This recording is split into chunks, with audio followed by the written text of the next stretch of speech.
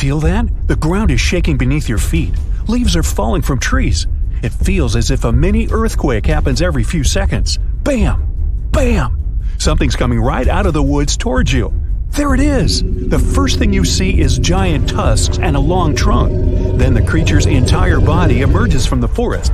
This is the woolly mammoth. The species went extinct about 4,000 years ago, but now it's right in front of you. And it's not a dream. It might become possible in the nearest future.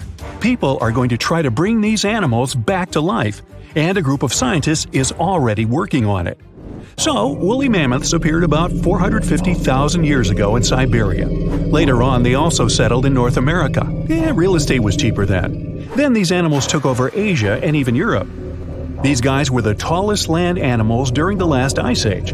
They were about 11.5 feet tall. That's as tall as a one-story cottage. That's also 1.5 feet taller than the height of the average modern elephant. But mammoths were much more massive. They weighed about 8 tons, compared to the 6 tons of an elephant. That's like 2 or even 3 big SUVs. Good thing they couldn't drive. Mammoths were so heavy because they had larger heads, as well as longer and more curved tusks. These animals lived in the cold tundra. That's why they needed a layer of fat that was at least as thick as a shoebox. But even that wasn't enough to withstand the cold. So mammoths had dense wool that grew to be as long as a cell phone charger cord. In the winter, the wool on the sides and belly of the mammoth formed something like a skirt, so the animal could lie in the snow and it didn't freeze. Mammoths spent most of their time looking for food, like me. To build up that thick layer of fat and keep their body temperature constant, they needed to eat about 400 pounds of food per day. That's the weight of 2 wild boars.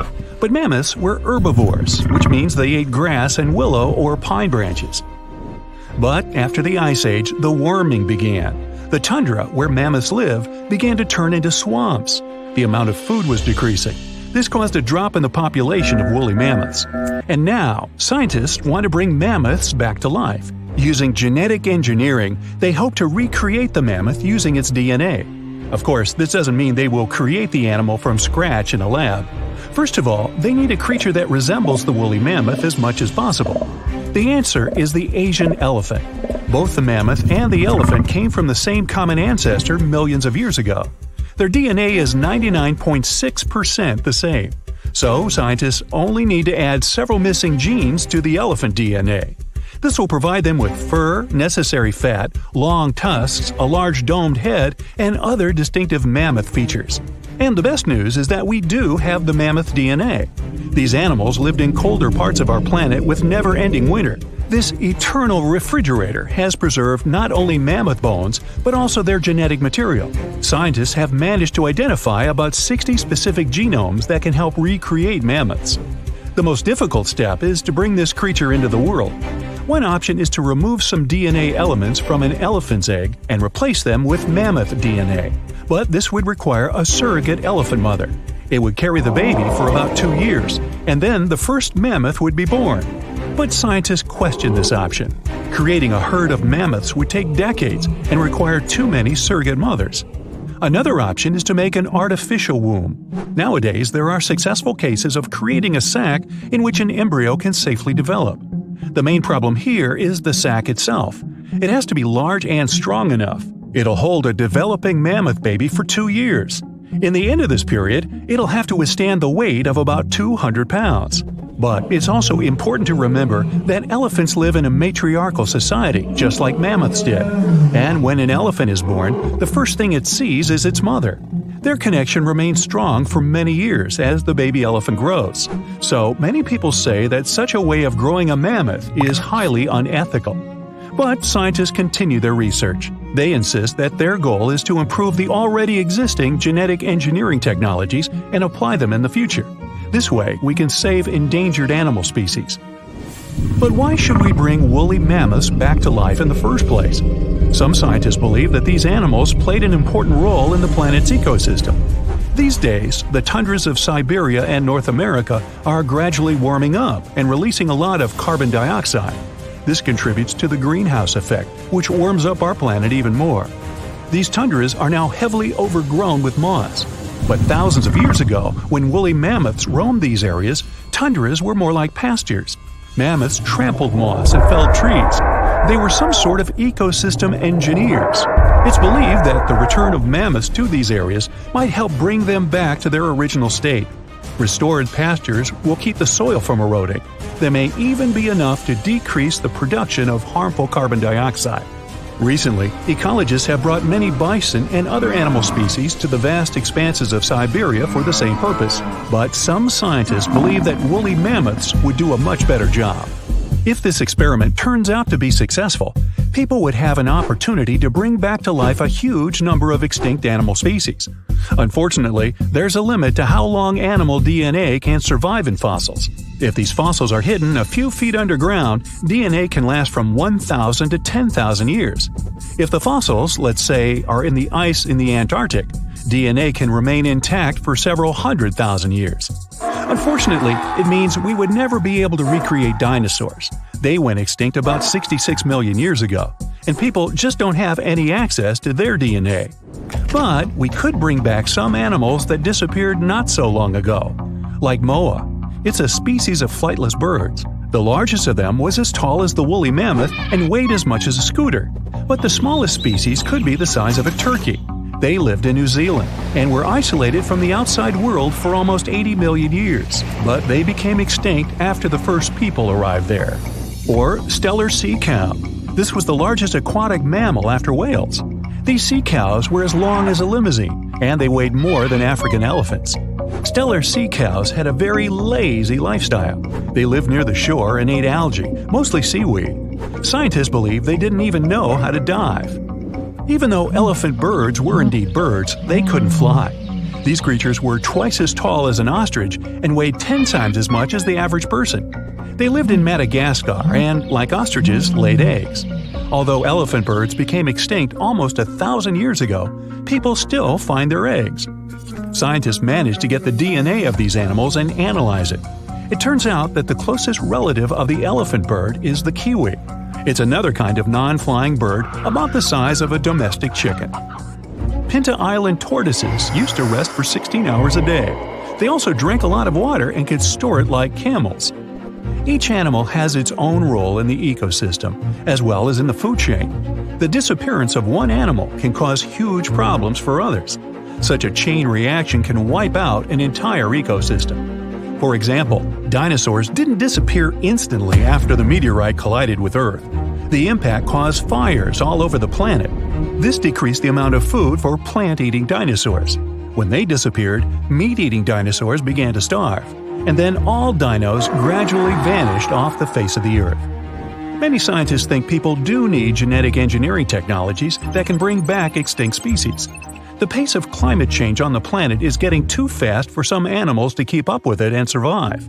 Human intervention in this process could save many lives. This technology might also help recreate people if something happened and all life on Earth got wiped out. If we could preserve our DNA, our species could be brought back to life. By who?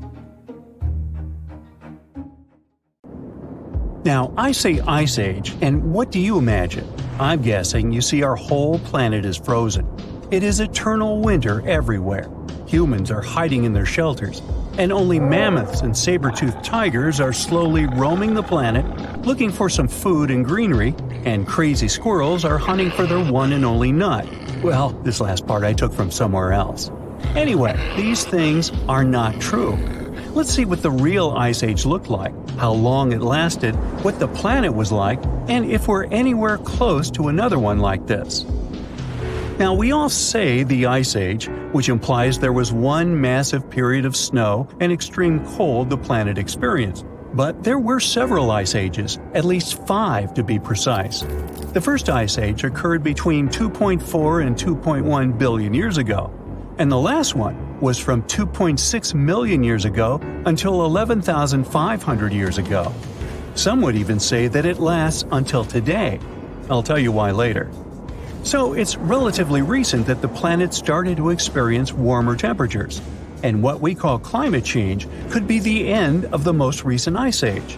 Yep, that's true. We might be living in the Ice Age. I bet you want to know what really was happening during those numerous Ice Ages Earth has experienced. Well, the first thing we need to know is that there are 2 stages of an Ice Age. The first one, the colder period, is called a glacial period. This is the period where temperatures drop low and glaciers start forming across the globe. The climate gets cool and dry, and the sea levels drop. That's because the water freezes into huge ice caps and stays trapped inside. And the difference is impressive. During ice ages, water levels were about 400 feet lower than today. That's the height of a 12-story building. Okay, so here's what happens. Temperatures drop and huge masses of the planet's water freeze into glaciers. With time, glaciers keep growing, expanding across Earth's surface. During the most recent glaciation, for example, the ice sheet spread across Canada, Greenland, Scandinavia, a sizable chunk of Eurasia, and even South America. That's quite a bit of the planet, but still not all of it. The planet didn't turn into a snowball like they show in epic movies. There were also warmer regions during the Ice Age. Of course, it was colder in the tropics and in Africa than we know it today, but not to the point of freezing. Overall, the planet got cooler by about 10 degrees Fahrenheit, and a bit more than that in some naturally cold places like modern-day Canada, Scandinavia, and so on. So Africa was about 10 degrees colder than today. If today's temperature in that region is, on average, around 77 degrees Fahrenheit, back then it was 67 degrees Fahrenheit. It's a bit chilly for Africa, but overall quite nice, isn't it? And of course, people live there. Prior to the last ice age, humanity had already existed for 2.6 million years.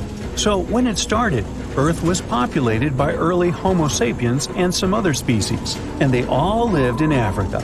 Well, in the beginning. Around 2 million years ago, humans started to move beyond the African continent, and not just to warm Java and other places in Southeast Asia, but to colder climates too. I mean, Europe, Scandinavia, all those places. And there, the temperature could get exceptionally low. Today, the annual average of, for example, Germany is 46 degrees Fahrenheit. Back then, it was 32. That's the yearly temperature of modern-day Iceland. And yet, for some reason, humans went all the way there and decided to settle. Not only did they survive, but they were thriving in that cold environment. But isn't it better to chill on the beach and drink some prehistoric pina colada? Well, that's what they did for the first several million years, and it didn't take humanity far. Maybe the cold encouraged us to develop. First, the harsh climate made humans adapt faster and get creative. It was cold. They needed to warm themselves up. So they invented the needle and started sewing and wearing clothes. Then they needed food. So they had to hunt. And they had to do it wisely if they wanted to outsmart their prey. That was a mental workout on a daily basis, which got brains moving and intelligence developing. Now, who did they hunt? Quite a few species disappeared during the Ice Age because they couldn't withstand the cold. But there were animals that were very cold resistant. For example, mammoths. Those huge creatures appeared 300,000 years ago and lived up until 10,000 years ago. So they existed for quite a while during the eternal winter and helped humans survive. Mammoths had a thick, furry coat, which was an absolute gem to make warm clothes out of. Their bones were good for construction, and they were also, of course, a major source of food. Who do you think mammoths ate themselves? Well, they were vegetarians. They only ate grass and leaves. Those weren't easy to find during the Ice Age, but mammoths had a plan B.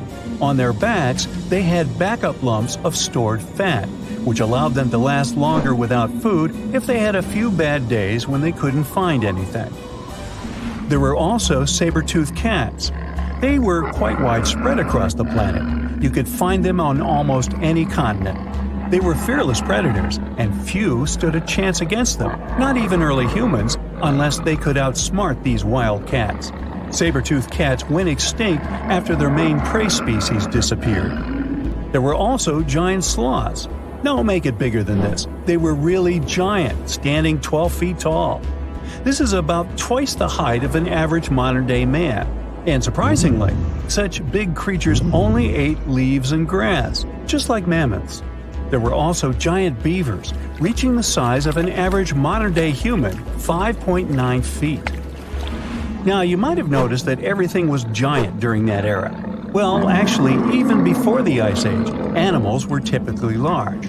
Think of dinosaurs, the most obvious example. It's not that animals were large back then, it's more that animals are small now.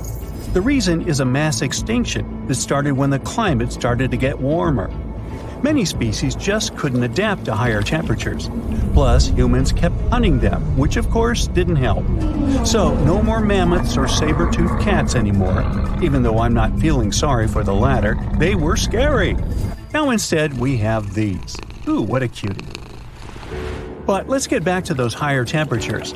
That's part of any ice age, its second stage, and it's called the interglacial period.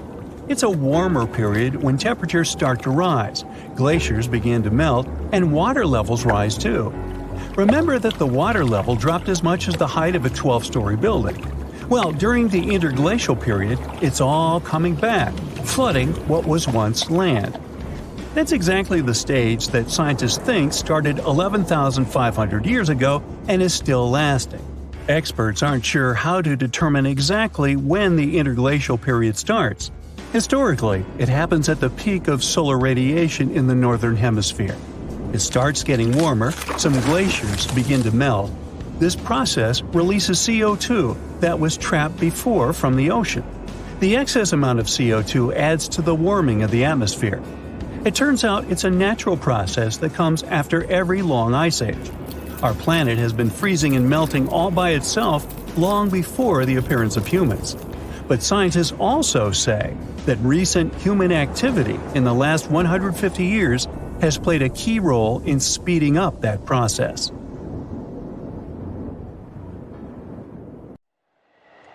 Yep, there's ice all around, as far as the eye can see.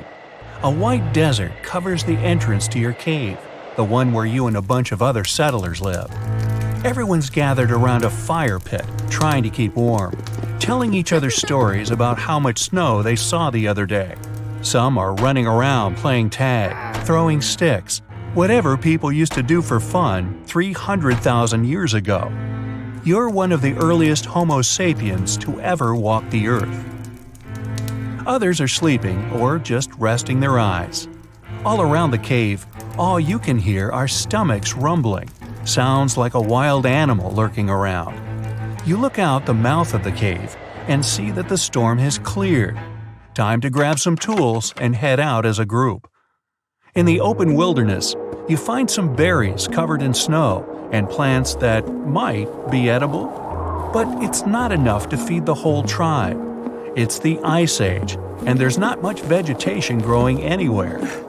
One of your friends spots some large footprints in the snow. The chase is on. You can't tell what it is, but it should be enough to feed everyone for a couple of days. As you go deeper into the snow-covered forest, you hear a growl behind you. You hope it's your stomach, but you look behind you and suddenly black out. An ice age is a period when large sheets of ice cover everything, changing the Earth permanently. It's partly responsible for the raising and lowering of sea levels, as well as the current layout of the continents. Picture monster-thick ice sheets spread across what's now Canada, Scandinavia, Russia, and even South America. That's all caused sea levels to change drastically, and temperatures around the world fell dramatically. And I'm not talking about just one ice age. There were a bunch of them. Scientists say there have been 5 major ice ages throughout history, lasting for millions of years. And we're in the middle of one right now. Relax, don't panic. It doesn't mean we're all going to be sleeping next to bonfires, trying to keep warm after being out all day looking for woolly mammoths. And no, there won't be a massive geological ice storm that freezes everything in its path. Ice ages have warmer periods in them that come and go, lasting for tens of thousands of years. In fact, billions of years ago, the Earth was one giant snowball with no life on it. And the sun back then was also just a cute little fireball without enough heat to melt all that ice. But as the sun got bigger and hotter, Earth's ice slowly melted away, leaving the green and blue ball we have today. We're living in the Quaternary Ice Age that's been going on for the past 2.6 million years, and counting. Some animals have thrived in this latest ice age, like whales and sharks. They've been at the top of the food chain for ages. Under them are seals, certain kinds of fish, otters, all the way down to tiny plankton. Up on the cold surface, mammals had to grow thick and shaggy fur just to stay warm. Ancient mammoths, rhinos, and bison were known to have thick rugs on them. They looked awesome. They were herbivores and ate small shrubs and whatever grass they could find. But several thousand years ago, temperatures began to rise, and most of these animals became extinct. The ones that remained evolved into the elephants, hippos, and rhinos we have today. You wake up from your blackout and find yourself face to face with a creature that kind of looks like a modern-day bobcat, except it's much bigger and furrier. It's a smilodon, an epic version of a saber-toothed cat with a mean look. It's around the same size as a male lion and has two front fangs that make me think twice before leaving the safety of my cave. They look scary, but scientists think their bite wasn't as powerful as today's tigers or lions. What made them tough were their giant forearms used to wrestle down anyone who got on their nerves. In packs, they were even able to take down mammoths. Either way, you don't want to be waking up next to this kitty. It's staring you down, ready to pounce. But you and your friends keep calm and slowly back off. You get the genius idea to throw a rock to distract it, then run.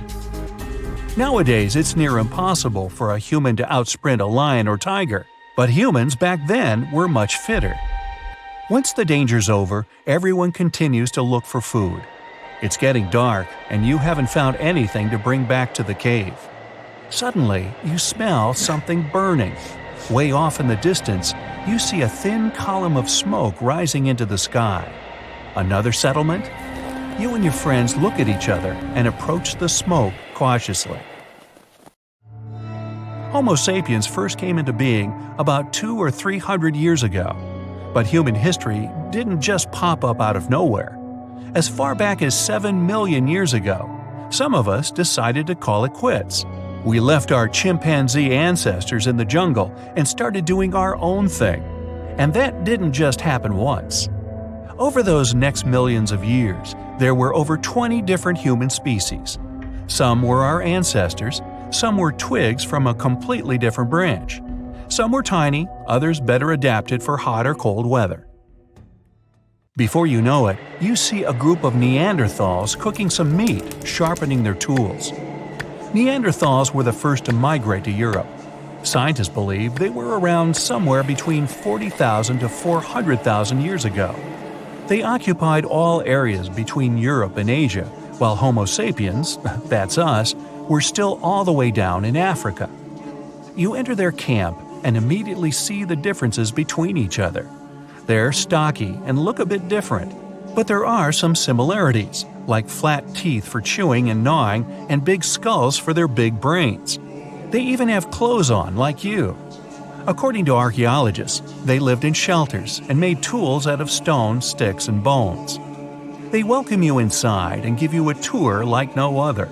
You're officially meeting another human species. They take you inside their cave and show you some of their cave paintings.